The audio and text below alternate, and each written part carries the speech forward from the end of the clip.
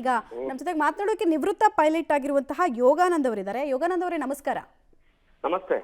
ಯೋಗಾನಂದ್ ಅವರೇ, ಇಂಥ ದುರಂತಗಳಿಗೆ ಸಾಮಾನ್ಯ ಕಾರಣಗಳೇನು? ಈಗ ತಾಂತ್ರಿಕ ದೋಷ ಅಂದ್ರೆ ಏನಾಗಿರಬಹುದು? ಎಲ್ಲ ಆಲ್ಮೋಸ್ಟ್ ಒಂದು 100% ಅಲ್ಲಿ 99% ಚೆಕ್ ಆಗೇ ಒಂದ್ಸಲ ಟೇಕ್ ಆಫ್ ಆಗುತ್ತೆ. ಆದ್ರೂ ಈ ತರ ಟೆಕ್ನಿಕಲ್ ಗ್ಲಿಚ್ ಅಂದ್ರೆ ಹೇಗೆ ಅಂತ? ಈ ನೋಡಿ, ನಾನು ಬಹಳ ಫ್ರಾಂಕ್ ಆಗಿ ನನಗಾದದ್ದೇ ಒಂದು ಅನುಭವ ಹೇಳ್ತಾ ಇದ್ದೀನಿ. I was flying Falcon 2000 aircraft from Bombay to Nagpur. ಈ NCP ಅವರು ಏನು ಪ್ರಫುಲ್ ಪಟೇಲ್ ಇದಾರಲ್ಲ, ಅವಾಗ ಇವಾಗ ಸಿವಿಲ್ ಏವಿಯೇಷನ್ ಮಿನಿಸ್ಟರ್. ನಾವು ನಾಗ್ಪುರದಲ್ಲಿ ಹೋಗಿ ಟೇಲ್ ವಿಂಡ್ ಡೈರೆಕ್ಷನ್ ನಲ್ಲಿ ರನ್ವೇದಲ್ಲಿ ಏರ್ಕ್ರಾಫ್ಟ್ ಲ್ಯಾಂಡ್ ಮಾಡಕ್ ಆಗಲ್ಲ. That is A procedure. But Praful Patel ಸಾಹೇಬ್ರು ಬಂದು ಕಾಕ್ಪಿಟ್ ಹತ್ರ ನಿಂತ್ಕೊಂಡು ನಾನು ಹೇಳ್ತಾ ಇದ್ದೀನಿ ಡೈರೆಕ್ಟ್ ಆಗಿ ಹೀಗೆ ಲ್ಯಾಂಡ್ ಮಾಡಿ ಅಂತ. But I was with one American pilot. He could not listen to him. So ನಾವು ಯಾಸ್ ವಾಸ್ ದಿ ಪ್ರೊಸೀಜರ್ ಹೋದ್ವಿ, ಲ್ಯಾಂಡ್ ಮಾಡಿದ್ವಿ.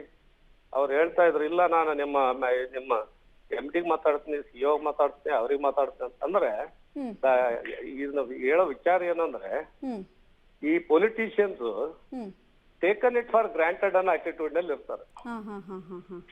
ಸೀರಿಯಸ್ ಆಗಿ ತಮ್ಮ ಜೀವನದ ಬಗ್ಗೆನೂ ಅವರ ಈ ರೂಟೀನ್ ಲೈಫ್ ನಲ್ಲಿ ಅವರು ಏನೋ ಅವ್ರಿಗಿರ್ತಕ್ಕಂತ ಕಮಿಟ್ಮೆಂಟ್ಸ್, ಆಮೇಲೆ ಅವ್ರಿಗಿರ್ತಕ್ಕಂತ ಜವಾಬ್ದಾರಿಗಳು ಇಂಥವನ್ನ ನೆಗ್ಲೆಕ್ಟ್ ಆಗಂಗ್ ಮಾಡ್ಬಿಡ್ತದೆ.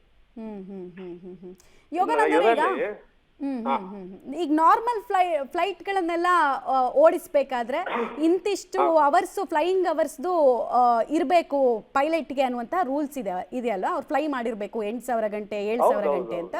ಈ ಪ್ರೈವೇಟ್ ಜೆಟ್ಗಳದ್ದೆಲ್ಲ ಹೇಗೆ? ಎಲ್ಲದಕ್ಕೂ ಒಂದೇ ಪ್ರೊಸೀಜರ್.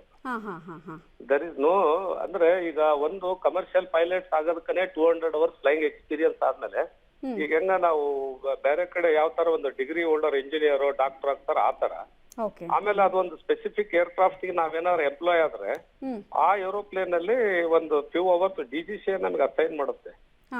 ನಾವು ಪೈಲಟ್ ಇದೀವಿ ಕರೆ, but how about that aircraft ಅನ್ನೋದಕ್ಕ ಅವರು ನಮಗೆ ಇಷ್ಟು ಅವರ್ಸ್ ಫ್ಲೈಯಿಂಗ್ ಆಗ್ಬೇಕು, ಅದ್ರ ಬಗ್ಗೆ ಸ್ಪೆಸಿಫಿಕ್ ಎಕ್ಸಾಮ್ ಬರಿಬೇಕು ಅಂತ ಹೇಳಿ.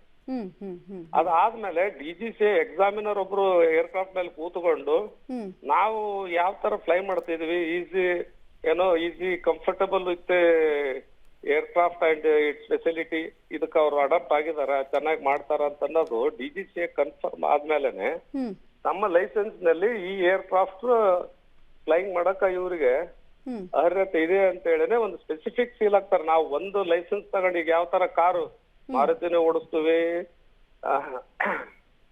ಬೇರೆ ಯಾವ್ದಾದ್ರು ಕಾರ್ ಓಡಿಸ್ತಂಗ ಏರ್ಕ್ರಾಫ್ಟ್ ಬರೀ ಒಂದು ಏರ್ಕ್ರಾಫ್ಟ್ ನಲ್ಲಿ ಒಂದು ನಂಬರ್ ಚೇಂಜ್ ಆದ್ರೂ we need to go for training. Correct right sir, right. Thank you public TV ಜೊತೆಗೆ ಮಾತನಾಡಿದಕ್ಕೆ. ಇದು ಯೋಗಾನಂದ್ ಅವರು, ನಿವೃತ್ತ ಪೈಲಟ್. ತಮ್ಮ ಅನುಭವ ಜೊತೆಗೆ ಏನ್ ರೂಲ್ಸ್ ಏನ್ ಹೇಳುತ್ತೆ ಅನ್ನೋದನ್ನ ಅವರು ಎಕ್ಸ್ಪ್ಲೈನ್ ಮಾಡ್ತಾ ಇದ್ರು.